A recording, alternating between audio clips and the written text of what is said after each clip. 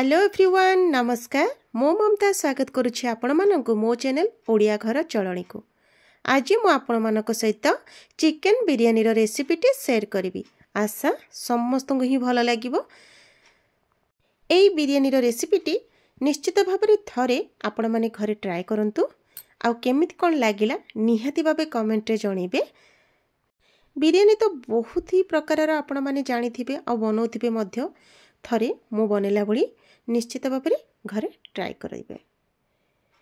सांग माने एई बिरयानी रो रेसिपी को आपण माने फुल वाच करंतु जो द्वारा मु केमिति कोन बनेछि आपण माने फुल वाच कले ही सिना जानि परिबे। आउ जदि एबे जे मो चैनल को सब्सक्राइब करना हंती संगे संगे सब्सक्राइब कर दियंतु पाखरे थिबा बेल आइकन को प्रेस कर दियंतु जो द्वारा मो नुआ नुआ वीडियो रो नोटिफिकेशन आपण मानक पाखरे संगे संगे पहुंची जिवो। तो चलंतु ना देरी न करी देखि नेबा आज यही सुंदर रेसिपी। एठी प्रथमे मु पियाज को छाणी देछि बा हमर बारिस्ता प्रस्तुत कर देछि। चिकन बा हाफ किलो चिकन को मु धोई देछि आउ सेथिरे गोटे टमाटर को ग्राइंड करके दे देछि। 3 चम्मच बसा दही लंका गुंड हळदी गुंड आउ जीरा पाउडर धनिया पाउडर ता सहित टिके फूड कलर देछि। एबे एथिरे अदा रसुण बटा 2 चम्मच ऐड कर देबी। आकु भल भाव में आम प्रथमे गोलागोली करदबा। एठी मु देखंतु चाउल को भिजई नेछि प्रथमे भल भाव में धोईकी अध घंटा पर्यंत भिजई दबा। आउ एठी जो मेरिनेशन पई गोटे कंचा लंका ता सहित पियाज छणा किछि दे देली आउ आवश्यक अनुसार लूण आकु भल भाव में गोलागोली करबा। हाथ सहायता गोळिले हमर चिकन भितरे भल भाव में मसला जाई थाए। तो देखि पारुथिबे बहुत ही सुंदर भाव में आकु पूरा गोली दबा। एठी गुआ घियो मु नै जाइछि गोटे चम्मच ताको गोला गोली करके मेरिनेशन पे रखी दबा। ये चलंतु हम हमर राइस प्रस्तुत करबा। पानी दे दीजिए गरम हिसला परे गोटा गरम मसला आउ गोटे चम्मच तेल दे देली। एठी खीर बिरयानी मसला आउ बारिस्ता किछि को गोली के रखि नबा। एठी देखंतु पानी पूरा भल भाव में एठी गरम हो साराणी माने फुटी साराणी। एबे मु चाउल को एठी दे देबी। चाउलटा फुटी गला परे लो टू मीडियम फ्लेम रे हम हमर ई राइस को प्रस्तुत करबा। एठी गोटे पैन रे तेल दे दबा ता सहित पियाज को काटी रखी थी। पियाज टिके हल्का भाजी हो गला परे हमर मेरिनेशन रे थिबा चिकन को दे दबा। चिकन को पके कवर करके आमे कुक करनबा जेमिति कि चिकनटा माने भल भाव में 80% पाखे कुक हो जिवो। एठी बिरयानी मसला टिके ऐड कर देली।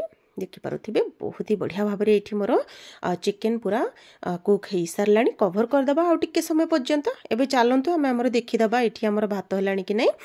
तो ये देखि पारुथिबे आमर राइसटा हमको जेतिकी कुक दरकार माने पाखापाखी ये आम 70% ही कुक करवा। तो एबे ही कौन करी ना ये राइस को गोटे जाली कंटेनर रे रखीदेवी जो द्वारा तार राइस रे एक्सेस पानी सब बाहरी जीवो। एबे गोटे जगार प्रथमे आमर चिकन कषा को देदेबा तापरे राइस को रखीदेबा बारिस्ता किछि ता सहित धनिया पत्र आ बिरयानी मसला आउ एबे देखंतु फूड कलर मध्य ऐड कर देबा। आपण माने चाहेले केसर को खीर रे रखिके मध्य दे परिबे सेटा आपण मानकर पसंद अनुसार निर्भर करे। आउ चाहेले घियो मध्य दे परिबे माने गुआ घियो दे परिबे। एबे आमे आउ थरे राइस को ऊपर लेयर दे दबा।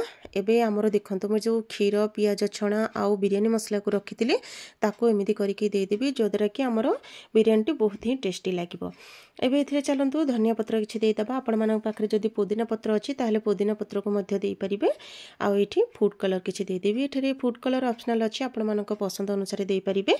एबे चलंतु हमें दम दे दरबा घोड़ी देकी मु सेठी हम दस्तार को रखी देली। आपण माने चाहेले आटा को चकटी की ताको दम दे परिबे किंतु एमिति कले मध्य बहुत ही भल लागि थाए।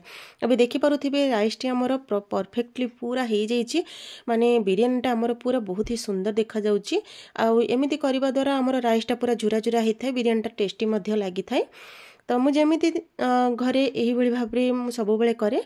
तो आपण मानक सहित चाहिली ए रेसिपीटी शेयर करबा पई निहाती भावे घरे ए रेसिपी को ट्राई करेंगे। छोटू बड़ समस्त मन को किणी पारिबो। आ बिरयानी थिबो ता सहित रायता नहीं तो रायता मध्य मु एठी प्रस्तुत करिछि। तो देखंतु रायता मध्य धनिया पत्र गोलमरिच जेमिति करंती ठीक सेही भली भाव में आउ एठी मोर चिकन रो जूस को मध्य प्रस्तुत करिछि। तो चलंतु गरमा गरम एई हमर ए जो बिरयानी को एंजॉय करिबा। रहिली नमस्कार पुणी देखाबो आ गोटे सुंदर वीडियो सहित।